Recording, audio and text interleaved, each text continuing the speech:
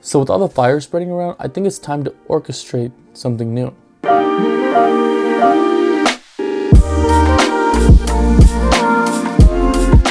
What's up guys, and welcome back to the channel for another episode of Locals Experience. So last week I went all meta and took my Fire King Snake Eye deck to Locals and we got first place.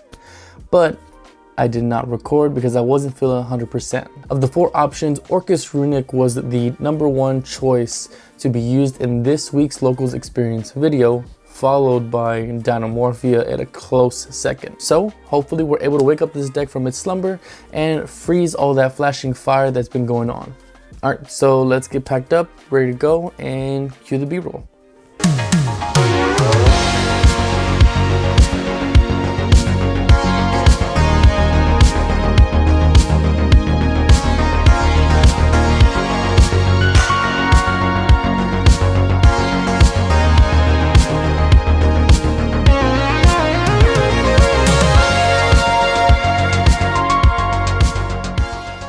Alright, so round 1 we are going against Raid Raptors. I do not know what they do, and I will start off by saying that now. As you can see in the bottom left corner, I am trying the little hand cam. I have a little GoPro set up. However, I made the mistake of not double checking to see if it was formatted, to see if it has enough space. And with that being said, I wasn't able to record every single matchup with the GoPro showing the hand. It definitely was an inspiration from Pack showing. Now granted, I am not as good as him, however I do think it is a very important detail to show the viewers, for y'all to understand why what we do during the pressure of playing. However, my opponent is literally educating me on Raid Raptors, telling me every single thing that they do, which I truly appreciated. And at the same time, he was still playing at a decent pace. I do know that they play into Droll. I do know that they play into Nib. But I do not know exactly what cards to hit, when and where. However, I do not think I have any hand traps. So he's able to go basically full combo. And in this point he's going to rank up, from my understanding, and then go to, I'm assuming, is the new boss monster, which is unaffected by card effects, not activated effects, not monster effects, not spell trap effects, just card effects, which is a problem for this deck because I am not running monster removal as far as like kaijus or Underworld Goddess. As you can see, I do have Crescendo, Nightmare, and Orchestrated Return. I did have to discard another Runick spell because had I done Crescendo and then try to use Crescendo to add Girsu, then it basically locks us into the Dark Machine monsters, which means we cannot summon anything else except Orcust, which at this case we're not playing a huge package for Orcust. Now I'm gonna do the Nightmare effect, send World 1, or on resolution, he's gonna call by the grave the World 1. We'll use Armageddon's effect to Foolish, and we're gonna use the Harp effect from Graveyard to summon out Girsu. Girsu's gonna dump the Symbol Skeleton, and then from here I'm going to I believe I link summon right here into IP. And then I will use the effect of, or I'm sorry, not IP, into Galatea. Galatea is going to set the Orchestrated Return, since I did hard draw the trap. Now from here, I will be using the Symbol Skeleton to Reborn, go into SP, or IP Little Knight, sorry. So that way we do have extra interruptions after the Crescendo. So in this case, it's either we use the Runick cards, if any, or the and then the Crescendo. And then now that we use the Crescendo, then basically Galatea is a free body to use as material for IP. Now, the entire time I'm trying to figure out exactly what I can do to avoid the unaffected monster. So he's going to go ahead and use his monster. We'll use Crescendo to banish it, get rid of his materials. And then we're going to go ahead into Little Knight and banish one of his other monsters. Now, on resolution of him setting the card, I'm going to go ahead and destroy it, banish X amount. We're going to go for the draw 3, which he has a draw in hand, but I think that if he draws me, he also draws himself, which means that he needed the extenders to continue. And he's going to go ahead and attack over Little Knight. Now, with that being said, he does put up some damage, and I think he gets me close to a very low point of life points, and I think it was like 200 to 400. I thought I put the phone in the view, but that did not work. So we're going to go ahead, orchestrate a return, draw 2, normal summon Gearsu effect foolish, and then I'm going to give us both a token. And then we're going to go ahead and link it away with Linkaribo. And then we're going to go ahead and go into Galatea. Now, at this point, I know I can't beat over the unaffected monster simply because 1, it's too big, and 2, we are using Runick cards, which means we cannot attack. So I'm going to go ahead and use Summon out Dingirsu Attach, and I made the mistake of putting it in attack mode, so that means he'll be able to lower our life points a little more. Now, he's going to go ahead and go into his rank 4 play, attempt to add, we're going to Ash. And now I think at this point we're kind of holding on to the Runick cards, but I believe his monster is now targetable. However, he is going to attack. We're going to detach to protect, so that way he can't attack over anything else. In the end phase, we'll use Destruction, banish more. We do get the Harpy's Feather Duster, which is perfect. And now at this point, I'm trying to figure out, okay, he's running out of cards in the main deck, and we need to start banishing those because that's the game plan. So banish. We're going to go ahead and draw 3. We're going to go ahead and put Dingirsu in defense to save our life points and avoid getting killed game 1. Like I said, I have not seen Droll or Nib, and I think at this point I'm only running 2 in the main deck.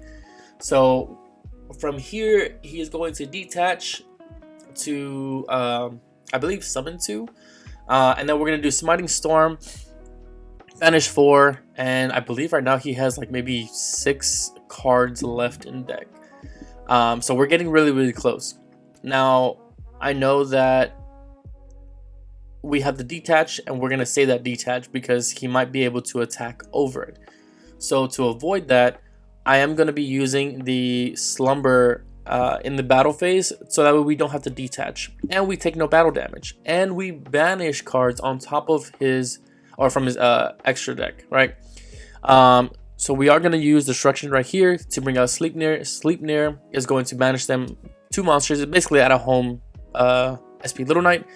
Right here I will use the Slumber, Protected, banish more. I think he has 3 left, so we top deck another Slumber, which banishes 3, and in the draw phase we're going to activate Slumber and banish the last 3 and deck them out. Round 2 is now against the Fire King. I did not get deck because he does go first. My battery had died, and I apologize for that. Island. I was just making sure it was recording. Now I'll be honest, and I didn't check the battery familiar with this we did tie, and however he was able to burn me in game 2 for Fire Kings, and we are starting off with the draw, helping me test. He's going to pop the Arvada, bring out that, and then he's gonna go ahead and go into Sunlight Wolf right here. I'm not saying anything, but he did misplay. He linked off the Ponix instead of the Garunix and Kieran to Wolf, so that way he can go into the Linkaribo play. He'll use the Kieran effect, add back, so he's just gonna go into the Princess, which then he's gonna use the effect. I'm gonna try to imperm, and he's playing Circle, so I don't see anybody playing Circle anymore. But we are going to imperm the Arvada. Then we're going to summon, use the effect, and then he's going to chain Princess, which is fine. I'm not really too worried about the pop. We're going to add Fountain anyway, so as long as we get that, we are chilling. We're going to normal summon Armageddon Knight, use the effect of Foolish, and we're going to send the, I believe, yeah, we're going to send Harp. Harp's going to bring out Dingirsu, or Gearsu, sorry, is going to send the Symbol Skeleton. and we're gonna basically try to go as much Orcust combo as we can. Right now we are locked into Darks because of Nightmare, Orcust Nightmare. We'll go into the Galatea, and then I think at this point I do want more of a draw, and I think I'm just trying to plus as much as possible. So I'm going to use the effect, send the field spell. Field spell is going to be Chainlink 1, and then Arvada is going to be Chainlink 2. He's going to try to pop, I'm going to detach, and then all his monsters go to grave.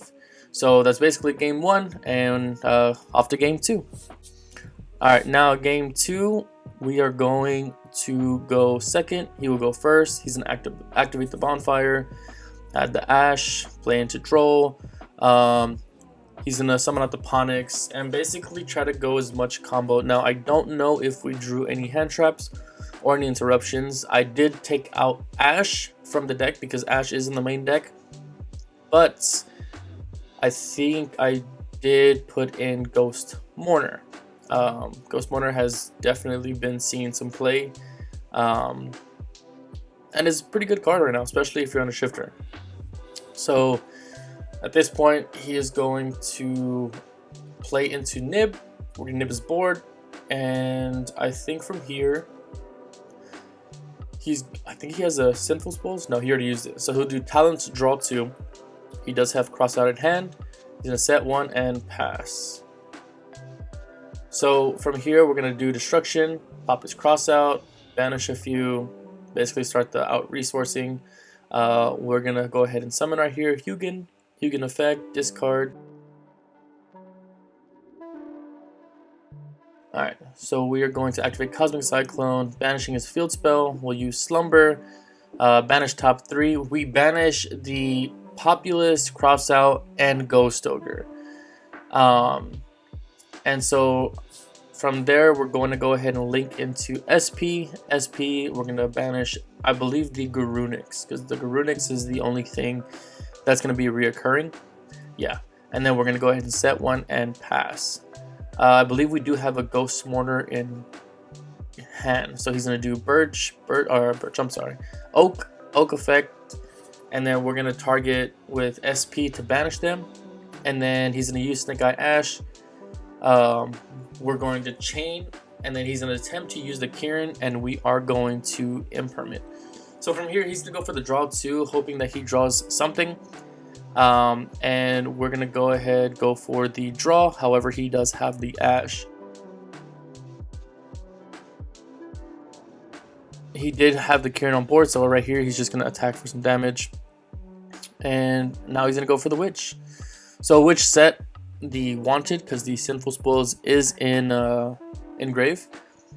He's only going to attack for a decent amount of damage, and then from here we're just gonna basically sit with 1 card in hand. The Ash does hurt on the Fountain, and he's going to attempt to pop it, pop the field spell. We're going to go ahead and protect with Hugin, and SP and Oak come back. So we're going to attempt to draw 3, which we do. We draw into the Ghost Mourner, and we really can't do much right here. This round was definitely a grind game. In the end phase, he's going to use Wanted, and in all honesty, the Fire King Snake Eye matchup against Runick isn't too bad, depending on which Runick build you're playing, in my opinion. But it's still a tier 0 format, so I can't really complain too much. As of right now, the Orcust Runick is a rogue deck, so decks like that can only do so much against a tier 0 format. However, he's going to imperm my SP Little Knight and then basically go full combo. I don't think he has the... I don't think he recycled the original Sinful Spoils, unless he had already put it back. And then from here, he's basically going to be able to OTK, and then off to game 3. Game 3, it was bad. We went first. I drew into an Armageddon Knight, which works. Then we're going to go into Nightmare, and then he's going to Ash it. I have 2 Orchestrated Return, 1 Crescendo, and a destruction. We're going to use destruction, attempt to go into Hugin effects, activate the... Oh, from here, the only thing I have left, because I have no more Runick cards, is go into SP Little Knight. So I'm going to go into SP, use the effects, and he's in a Ghost Ogre. I don't know why I did that. Honestly, I think I should have just kept it like that. Because from there, he just almost summoned, you know, Populous. And I think that had I left it and he did Populous effect, then I could have banished Populous if that's all he had. But because of it, we did lose this one. We bricked very, very, very ugly with this deck. And yeah, it lost us game 2. So after this, we are now X1-1. Alright, so round 3, we are going against Vanquish Soul. Surprisingly, he lets us go first. I didn't really draw in too much. We banished one. He's going to attempt to banish the fountain. I figured we'll just do the tip, and search and banish one, which ended up being Raisin. So, which is perfectly fine. It definitely helped. He's gonna set 2, pass. We did have a Nib and an Ash in hand, so even if he did have a Raisin, we would be able to Ash it anyway. He did use the effect to draw. We Ashed it. We had set to pass, and he has some follow-up, but we're going to go ahead and imperm and keep his monster in hand. He accidentally flipped the wrong card, which then he's going to use the trap card to special summon. He's going to attack, and I'm going to put the Hugin back into the extra deck. From here, he goes into the Rock, and not the Dwayne Johnson, and then in the draw phase, we're going to go ahead and do tip, search fountain, banish one, super poly, which is actually very, very strong against this deck because mostly everything is dark. So yeah, we're gonna avoid that. Then we're gonna go ahead and do fountain. We'll do dispelling to special summon into Hugin, and then we're gonna go ahead and attempt to draw 3. He's gonna chain to draw a card as well, I believe. And I'm not too familiar with the Vanquish Soul. I mean, it's been a while, and every time I played against them, I really did not know how to counter them. We're going to normal summon Skeleton, go into Galatea effect, or no effect, I'm sorry. We're going to go into Dingirsu and then send his Rock to the grave. He's going to go ahead and normal summon since we can't attack. And on summon, we're going to use the effect to special summon Sleipnir. And Sleipnir is not too bad, honestly. Like, I do like it because it helps avoid certain interactions. And I think he does have Bell in hand, if I'm not mistaken. So right here, he's going to go into Rock. We're going to go ahead and use Tip, Search. And I believe that is Flashing Fire. And then he's going to attempt to add back to hand.